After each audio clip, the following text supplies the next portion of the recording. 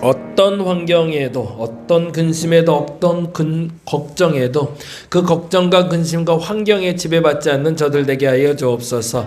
주님이 선장 되신 줄 믿습니다. 주님이 나의 일꾼 되어 주시며 주님이 나의 중심 되어 주시며 나의 머리 되어 주실 줄로 믿습니다. 주님 믿고 나아가는 저들 되게 하시고 능치 못할 일이 없느라 하셨다는 주님의 약속을 믿고 나아가는 저들 되게 하여 주시옵소서. 각 가정의 대소사를 놓고 기도합니다. 주님 만지시고 채우시고 함께하여 주시옵소서. 특별히 우리 김민재 권사님 기억하여 주시고 귀국할 때까지 안전을 지켜주시며 행복하고 감사한 시간 되게 하여 주옵소서. 조명관 집사님과 자녀들을 지켜주시옵소서. 조병배 집사님 영적으로 육적으로 정신적으로 강건하게 하여 주옵소서. 김영기 집사님 믿음의 기업 이루어가게 하여 주시옵소서. 이정원, 이나라, 신슬기, 이보라 믿음의 가정, 믿음의 부모 되게 하여 주옵소서. 조성도 권사님 민지를 놓고 기도합니다. 민지의 미래를 주께서 책임져 주시옵소서.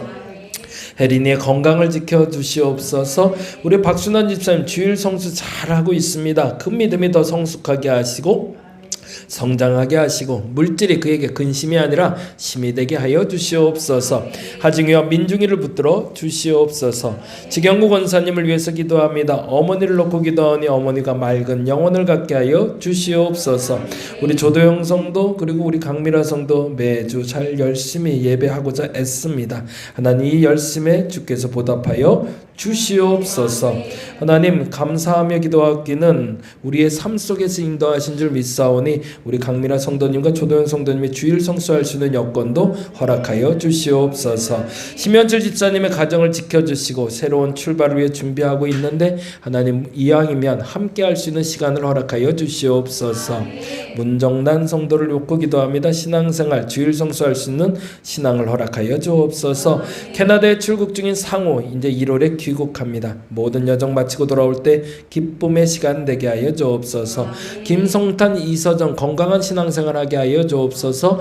권모경 집사님, 이범석 집사님 하나님 믿음 안에 성장할 수 있도록 하시고 믿음 안에 문제 해결해 가게 하여 주시옵소서.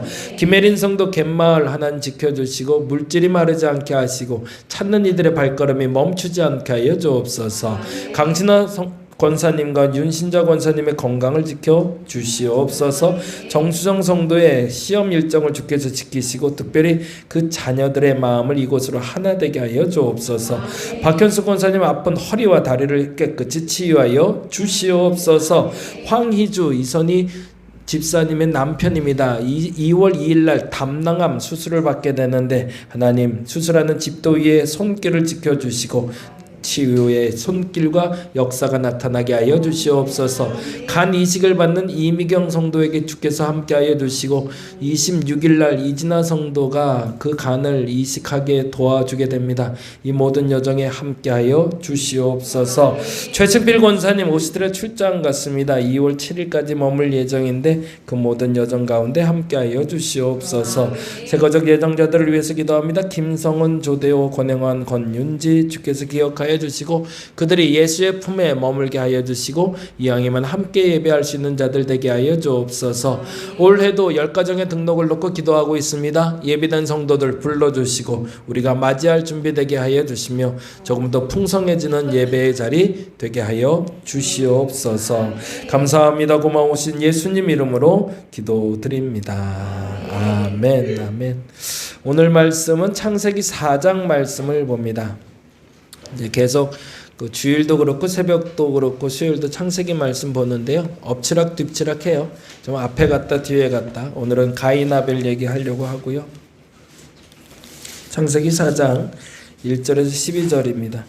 말씀드린 대로 황희조 집사라는 분은 사실은 저희 이제 개척하면서부터 계속 후원해 주셨던 분이 계세요. 근데 그 중에 이선희 집사님이라는 분이 있는데 그분의 남편이 올해 그걸 뭐 이렇게 표현하면 그렇지만 이제 올해부터 후원을 안 하시거든요. 그래서 이제 지금까지 후원했어요. 이제 앞으로 기도해 주세요. 그런데 그 다음 달에 연락이 왔어요.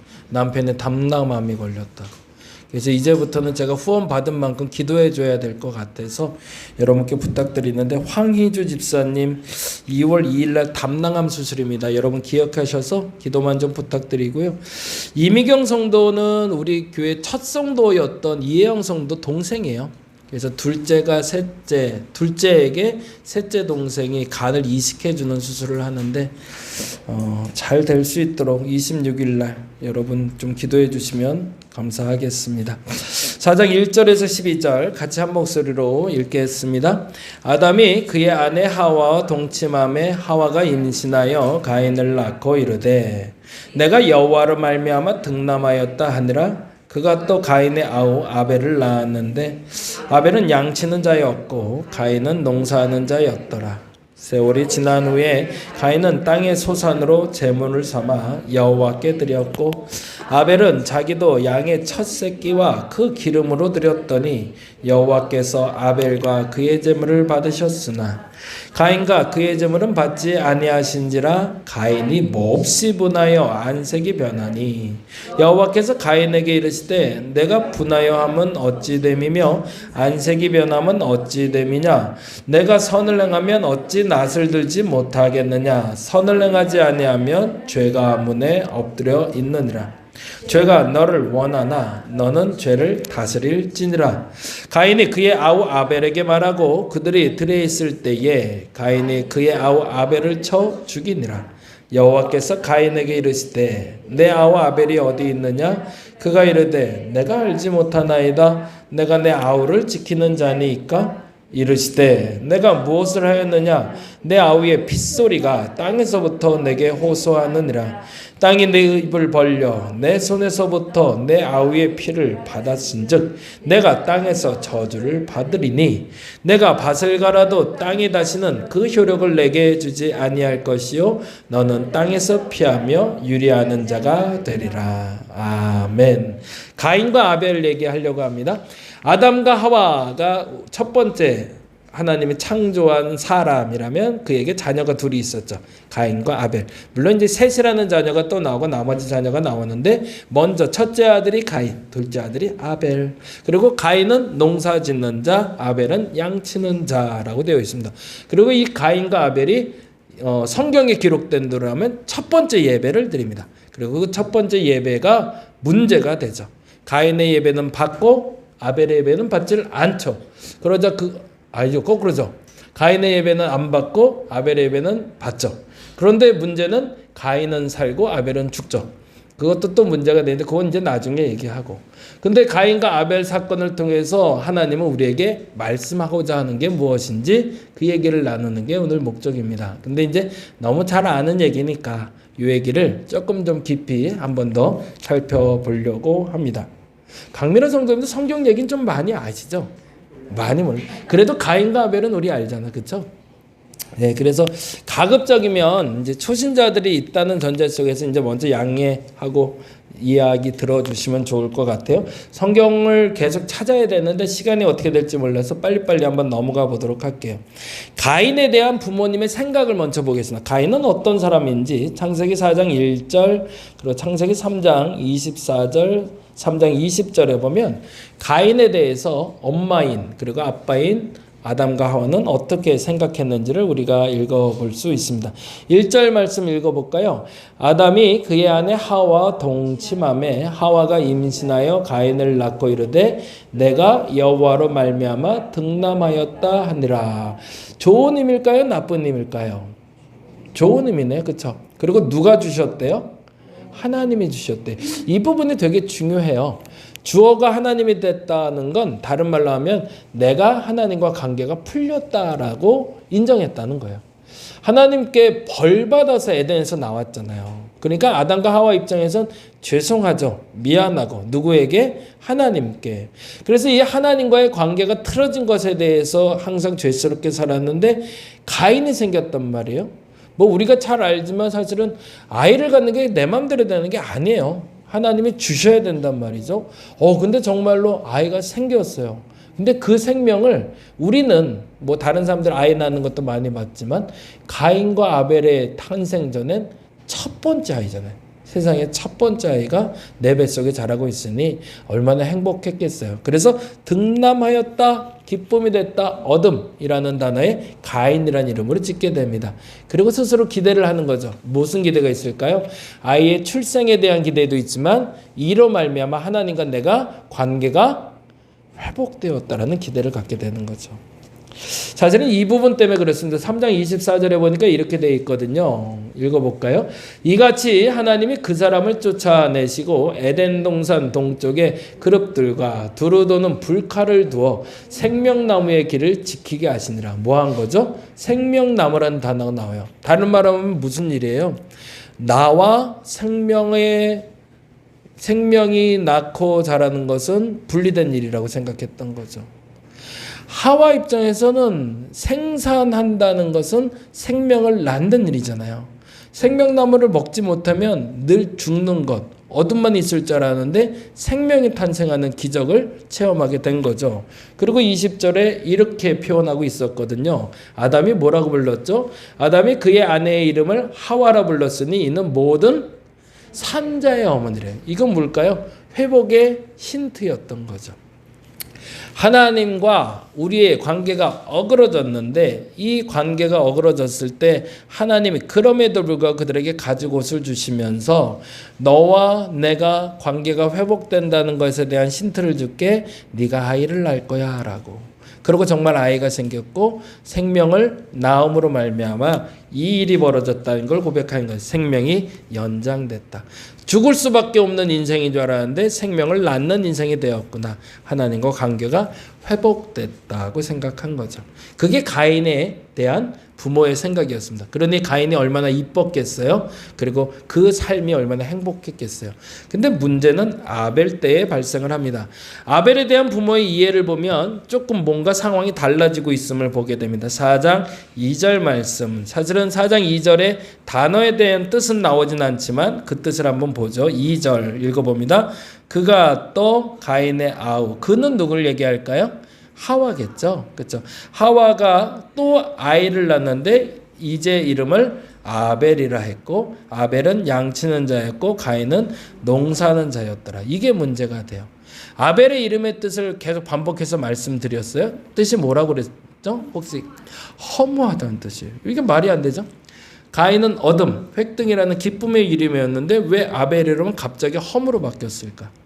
이들에겐 기대가 있었던 거죠. 생명을 생산해낼 수 있고 연장할 수 있으니 하나님과 관계가 회복됐으면 뭐가 끊어져야 돼요? 벌이 없어져야 되는 거잖아요. 벌 받지 말아야 되죠.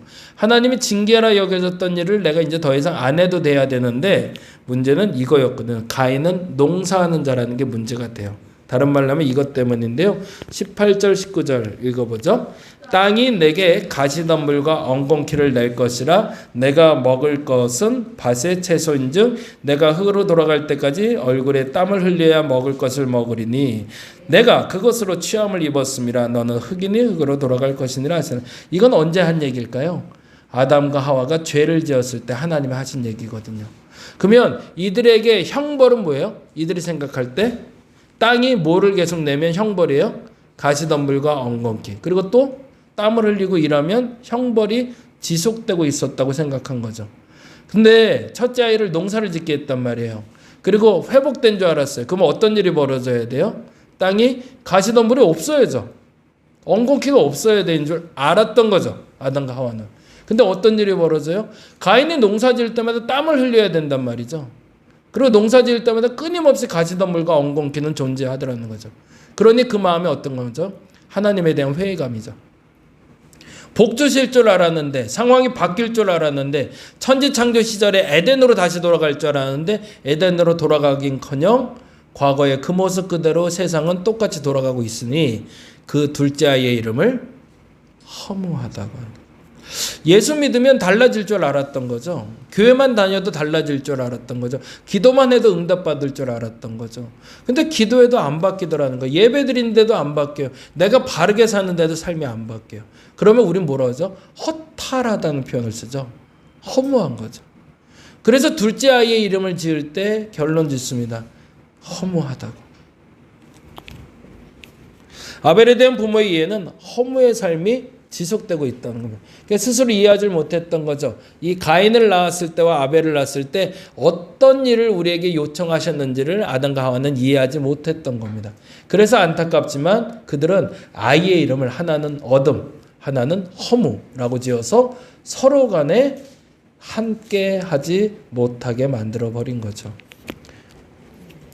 그리고 나서 시간이 흘러 가인과 아벨이 예배를 드리는 장면이 오늘 본문이 됩니다.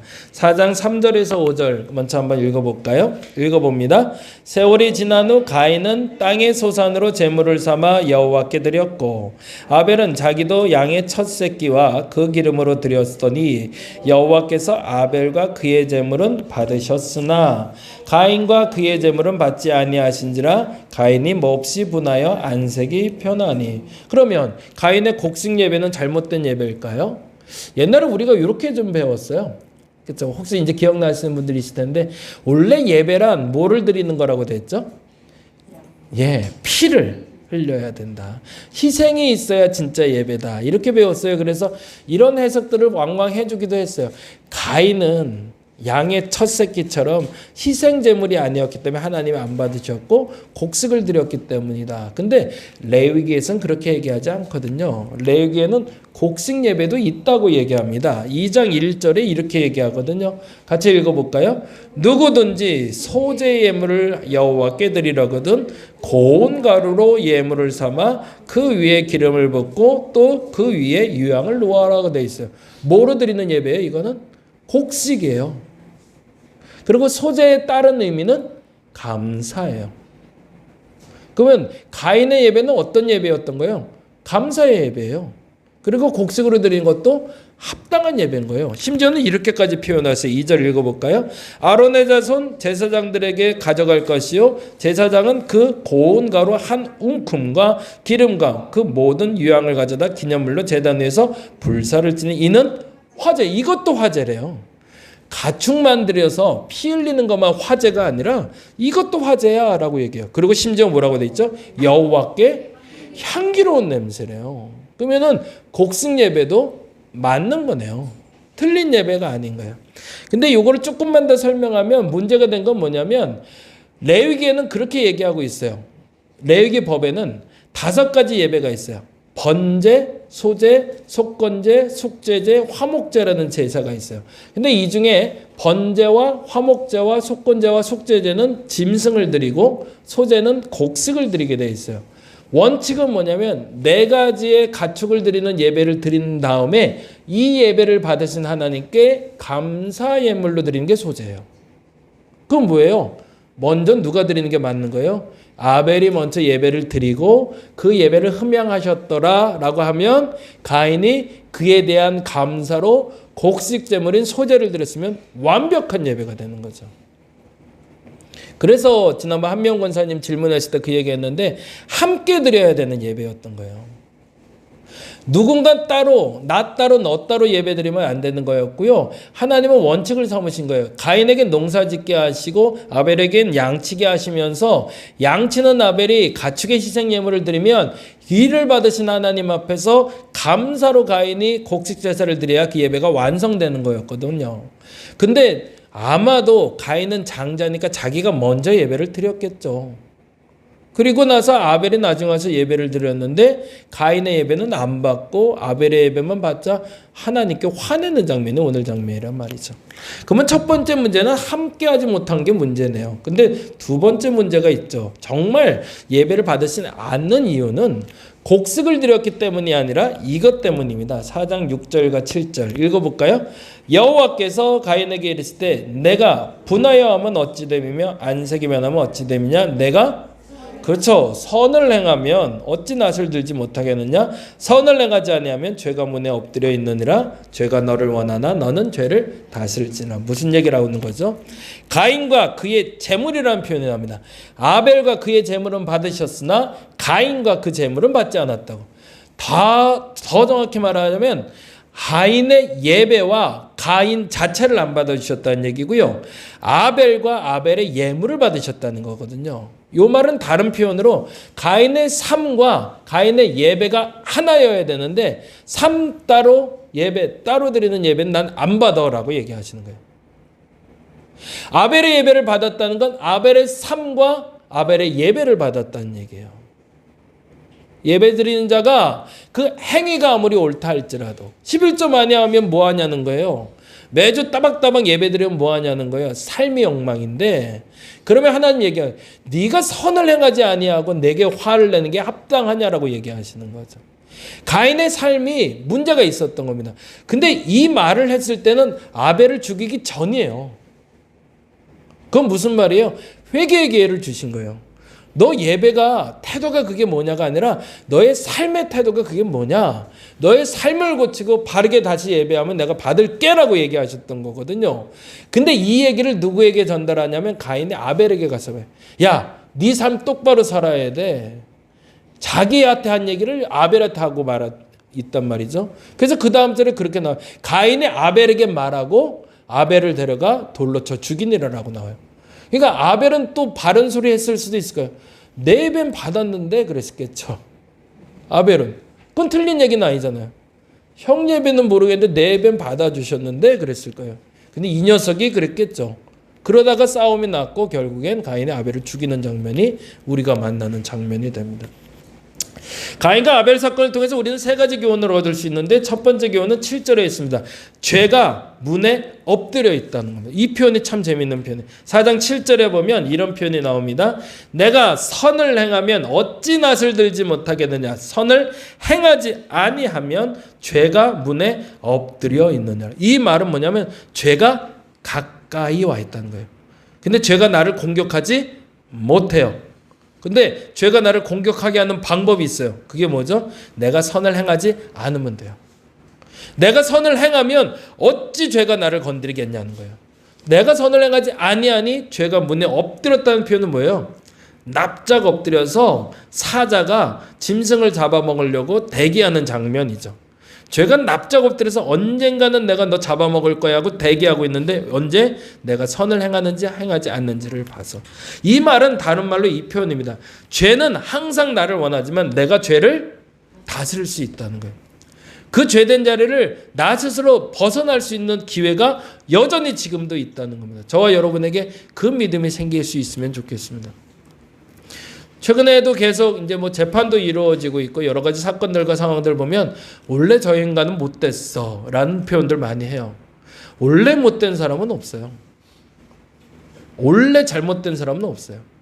원래 악한 사람은 없어요. 근데 언제 문제일까요? 그 언제인지 모르지만 그 어느 시점에 죄가 엎드러져 있는데 그 죄가 들어올 기회를 준 거죠. 그래서 그 기회를 줬던 사람들이 무너져 내리는 게 형벌을 받게 되는 거죠. 여러분에게도 똑같다는 거죠. 우리의 삶 속에도 끊임없이 죄는 엎드려서 나를 쳐다보고 있을 겁니다. 하나님도 나를 보고 계시지만 죄는 나를 엎드려서 항상 봅니다. 뭐 하라고? 하나님 앞에 배신하거나 내가 분노하거나 죄를 지을 틈을 보이면 언제든지 달려들 준비를 한다는 거죠. 그 죄를 다스릴 수 있는 여러분 되시기 바랍니다. 두 번째로 중요한 건데요. 예배는 형식만이 아니라 삶이 동반돼야 된다는 겁니다. 지금 말했던 4장 7절인데요. 다시 한번 읽어볼까요? 내가 선을 행하면 어찌 낯을 들지 못하겠느냐. 이 말이 참 재미난 표현이죠. 네가 진짜 선을 내면 나한테 똑바로 말할 수 있어야지. 낯을 들지 못하는 건 네가 잘못했기 때문이잖아. 왜 너 자신을 돌아보질 못해? 라고 얘기하는 거죠. 다른 말로 하면 삶의 예배와 공적 예배를 바르게 지켜야 된다는 겁니다. 우리의 일주일의 삶이 우리의 하루의 삶을 대변할 수 있어야 됩니다. 주일날 예배 드리는 목적은 두 가지입니다. 그 지난주에 내가 잘못 살았던 거에 대한 회개. 그리고 또 하나는 그 지난주 동안 잘 살았던 거에 대한 감사의 예배가 돼야 돼요. 진짜 예배가 되는 것은 그 삶에 적용하는 예배가 돼야지 동떨어진 예배가 되어서는 안 된다는 얘기입니다. 그래서 주일 예배에는 두 가지가 공존해야 돼요. 죄에 대한 회개, 끊임없이. 내가 잘못 말했던 것, 잘못 행동했던 것, 그래서 죄가 나에게 엎드려서 내게 찾아왔던 것, 그리고 죄와 친구가 됐던 것에 대해서 회개가 반복적으로 이루어져야 됩니다. 근데 그럼에도 불구하고 이 한 주를 내가 너무 잘 살았어요. 내가 생각해도 너무 멋졌어. 그러면 그 주일엔 감사 예배를 드리는 거죠. 그래서 주일날은 이 두 가지가 공존해야 돼요. 그래서 감사와 죄에 대한 회개가 있을 때 진짜 예배가 됩니다. 근데 뭐가 빠지면 안 되는 거죠? 거기에 삶이 빠져버리면 안 되는 거죠. 내 삶을 어떻게 살았는가를 보시고 하나님은 그 삶을 멸망의 기회로 삼는 것이 아니라 회개의 기회로 삼아주심을 여러분이 인정하시고 수요일까지 여러분의 열정은 어땠는지 한번 봐주세요. 진짜 난 예수 믿는 사람처럼 살고 있나? 지난번 말한 대로 하나님의 CCTV가 워낙 많습니다. 어디서든 지켜보고 계시고요. 사단도 어디서든 지켜보고 있거든요. 누구에게 기회를 줄 것인가? 하나님께 아니면 사단에게 여러분이 선택하셔야 됩니다. 세 번째로 너무 중요한 건데요. 이 부분은 꼭 기억하죠. 같이 읽어보죠. 분노를 품고 살아가는 것은 죄의 소원을 들어주는 기회가 됩니다. 감정이라는 게 그래서 무서운데 4장 8절 9절 아까 말씀드렸던 부분 보겠습니다. 같이 읽어요. 8절 가인이 그의 아우 아벨에게 뭘 말했을까요? 아까 말했던 7절을 말한 거예요.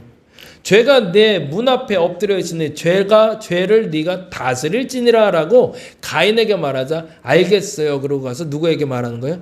아벨 너 똑바로 살아 그러는 거죠. 이 말을 가인이 그의 아우 아벨에게 말하고가 아니라 아벨이 오히려 가인에게 말해서 형 예배 잘못됐네. 형 삶이 잘못됐네. 바꿔야 되겠어. 라고 해서 바뀌었으면 가인이 아벨을 죽이는 사건도 없었을 거고 그 후에 예배는 온전해졌을 겁니다. 근데 그러지 못했던 거죠.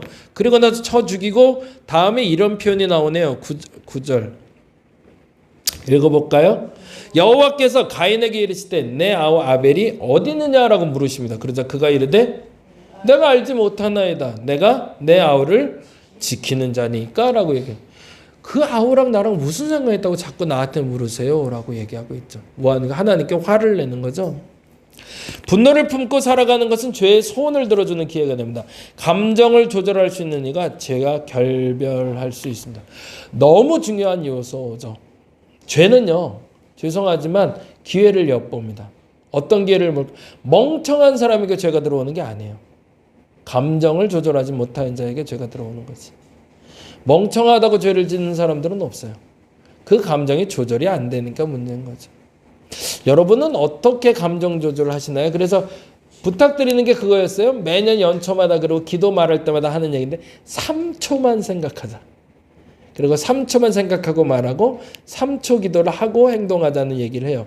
그 얘기는 뭐죠? 감정 조절하라는 겁니다. 그리고 반복적으로 말씀드리지만 우리가 오감을 깨우자라는 얘기를 해요. 오감을 깨워서 원래는 이 오감은 하나님의 영광을 위해서 써야 되거든요. 내 눈은 똑바로 하나님을 보고 영광 돌려야 돼요. 향기도 하나님이 좋아하는 향기를 맡아 향기로운 제사가 돼야 되잖아요. 귀도 마찬가지. 그래서 옛날 어르신들은 더러운 말 들으면 물로 씻어냈다고 그러잖아요.